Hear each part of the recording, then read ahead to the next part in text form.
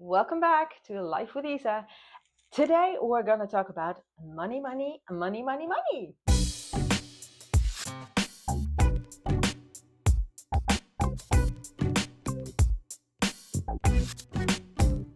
If you've seen one of my previous videos, you know that one of my goals for 2026 is a no spend. I would like to save as much money as I can and maybe even start investing. I have no idea about that yet, but for first, I want to have a no spend 2026. And the reason for that is that 3 years ago, I had like absolutely nothing anymore. I had my online business, it wasn't going very well. Every savings account I had went back to zero. So now, last year, I started a new job again and I managed to save about 10,000 euros last year, which I'm very proud of. And for this year, I want to save the same amount. But that also means that I have to be very conscious about where I spend my money on. So, one of my goals, and I always set goals for a new year, is a no spend 2026. Now, first of all, let me be very clear. Does that mean that I won't spend any money? Of course not, because I will buy new stuff. I want a new dishwasher because mine is broken. I want a record player because I'm going to be on a vinyl record, which is a topic on itself. I will talk about that in another video, but there are a couple of things I would love to have, but to make sure that I don't spend money frivolously, I set myself the goal of a no spend. Now, how do I achieve this? Because the impulses are everywhere. I mean, if I go into town, I am an impulsive buyer. I'm human, so how I do this is with four things. Number one, what I do is I track everything, all my finances. I have in my Notion an overview of my whole year of finances. I have per month a page in a database, and with that, I track how much is coming in and what is going out. And I budgeted everything already. Everything I know that I have to pay is already in there. And then I have this overview where I see, oh, this is how much I am free to spend this month, so that I always have that number in the back of my head. I have been doing this since I bought my house, which was in 2003. I started this in 2004 because in the beginning, the first 6, 7 months, when I was living in this house, I always spent more money than came in. One Sunday, I just sat down and took all my bank statements and just went through it for a whole year. What is going in? What is going out? And I realized that my expenses were too high for the salary I was receiving. So I needed to cut down on a couple of things. So you get very conscious of where you spend your money on. And I've been doing that ever since. I started out in Excel, then I went to Google Sheets, and now the last 2 years I have been doing this in Notion. How do I know what I can still spend in a month? And that is basically here in my yearly overview. You have still to spend. Now, this is all zero because this template hasn't been filled in, but this is where I can see how much I can still spend on per month. And how does this calculate? Because it's a formula, it calculates stuff. That's by filling in my income and expenses, and you have income per month. You can fill in your salary, maybe a side hustle, maybe you get some tax returns, and you do that per month.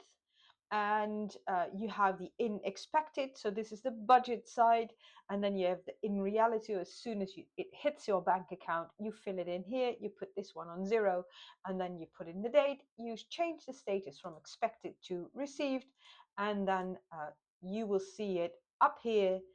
It will change. And then we have expenses like house rent, mortgage, gas, electricity, water, internet, phone, insurance, even savings, maybe the student loan. These are just things that are in this template for anyone to use. If you want to add one, you can just add a new page. If it's a monthly thing, I would suggest go to all and then duplicate one of these and then change the name.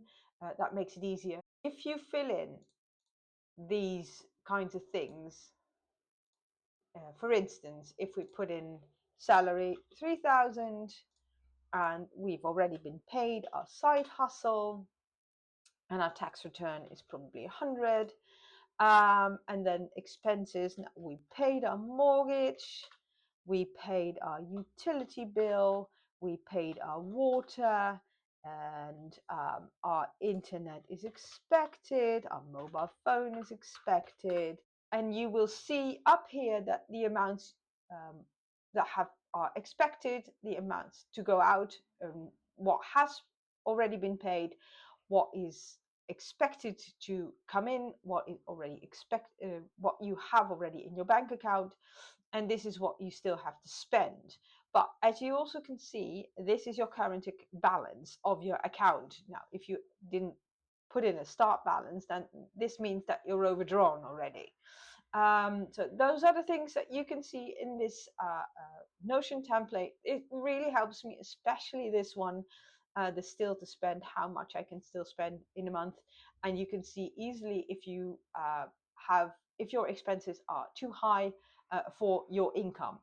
Number two, what I do is I save first, spend later. I get my salary on the 24th of the month, and on the 30th or the 31st, depending on how many days there are in a month, I save a lot of money. Everything goes to my savings accounts, because if you wait until the end of the month or the end of your salary period and you're going to save, then you've spent it.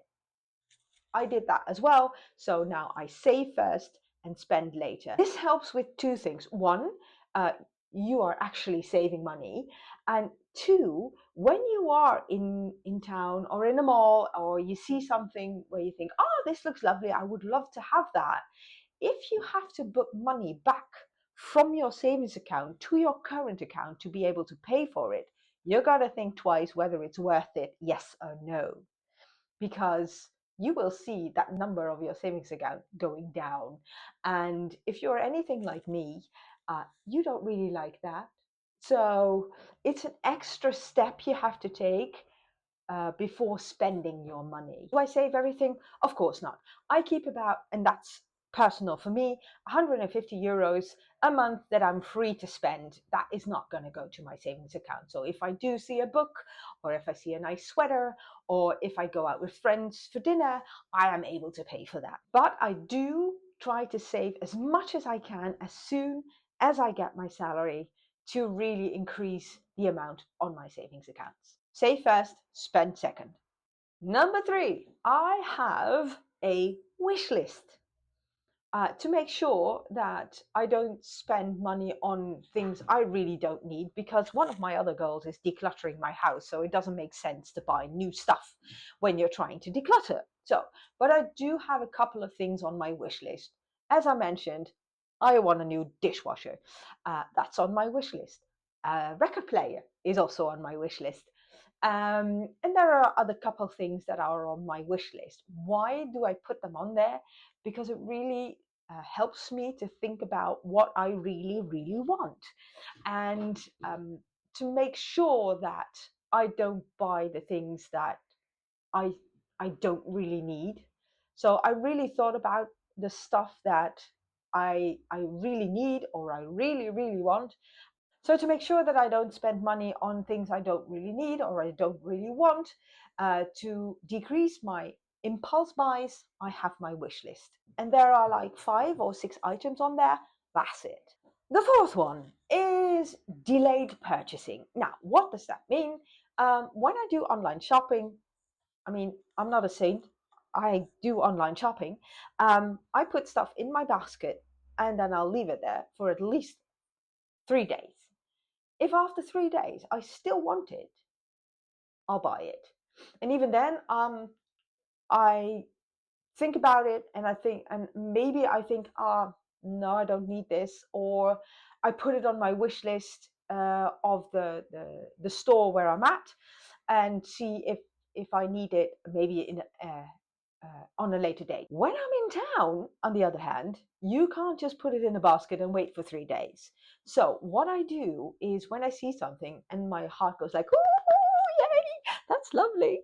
Um, I these days I have a button on my phone these days, and I just press it, and then a timer goes on, and after about an hour, an alarm goes off, and then if I still want it after an hour, I go back to the store and I buy it. If I don't, why did I press this button? What was the item? Trying to delay a purchase. I don't want to go as far as, trying something on and then maybe go back to day after because I'm not in town that much, because it's not close by. And but I think even if I wait for an hour and I don't put in what I saw, I just press the button so that the timer starts, I'll probably forget what the item was. And so that's how I'm going to try to delay my purchase to reduce the amount of impulse buys that I do. That's what I'm going to try for 2026. How am I going to do it? Is this going to go okay? I have no idea, but we're going to try. And I'm hoping that my purchases are going to be as low as possible. Obviously, I know that I'm going to buy stuff because they're on my wish list, but I'm hoping that I'm going to reduce the amount of impulse buys that I did in the past. And for me, that is hopefully going to help me to spend less money and be able to save more so that maybe in the second half of 2026, I can try and start investing a certain amount instead of just leaving it on my savings account. Just a little recap at the end. One, make sure you track all your finances, what comes in, what goes out. Number two, make sure that you save first and spend second. Number three, have a wish list. Make sure you have a wish list because that's going to help you. Number four is try to delay your purchases. In a couple of months, I will let you know how it's going to go, what I spend my money on, and yeah, hopefully I haven't spent anything yet. Probably not because I'm going to buy a dishwasher next month. So, but anyways, hope this was helpful, and I'll see you in the next one. Bye bye.